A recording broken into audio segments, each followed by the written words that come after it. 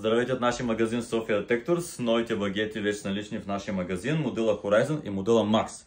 Сега ще ревюваме малко по-подробно модела Horizon. Първото, което... да го изключим сега. Така, значи имаме бутон за включване, имаме място за батерика, може да ползвате и акумулаторна батерика, в случая това алкална батерика. Дръжката, само да покажа, тя се отвива.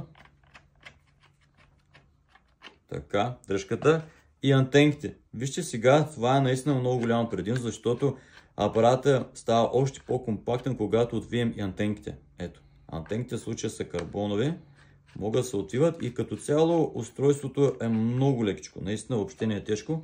Ето, завиваме дръжката. Дръжката от тези по-хубавите на по-скъпите модели компас. Този модел струва 980 лева. Ето. Натискаме бутона за включване. Малко по-продължително трябва.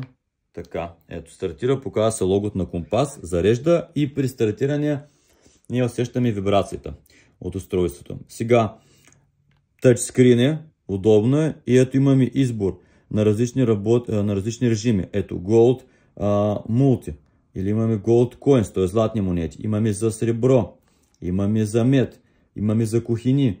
Имаме общи 5 свободни програми, които може да ги конфигурираме. Ето вижте сега, имаме, тук показва нивото на батериката. Тук са настройките. Имаме опция за ето яркостта. Показва ето и нивото на батерията, ето 8,90 волта.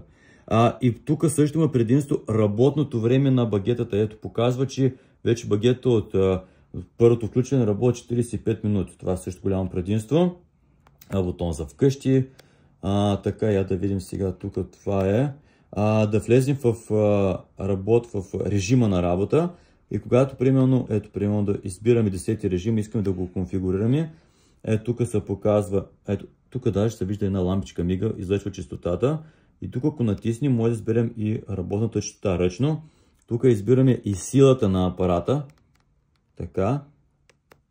И тук се връщаме обратно. Наистина устройството е много хубаво. Пак ще повторя да видите и работните честоти, които са. Ето Gold, значи имаме стандартно за търсене на злато, за златни монети, за сребро, за мед и за кухини. 980 лева цената на това устройство, вече налично в нашия магазин Sofia Detectors на булевард България 53.